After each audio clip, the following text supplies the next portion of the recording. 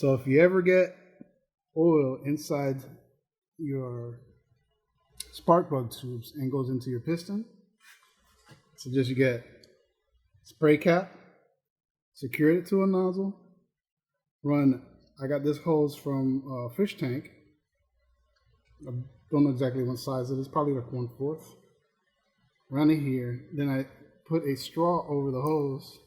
That way I can still have that flexibility of this hose and still be able to feed it through the spark plug tube hole.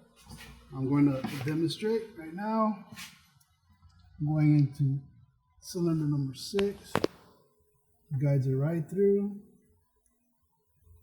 Push the straw through so he hits the piston. You'll feel some resistance.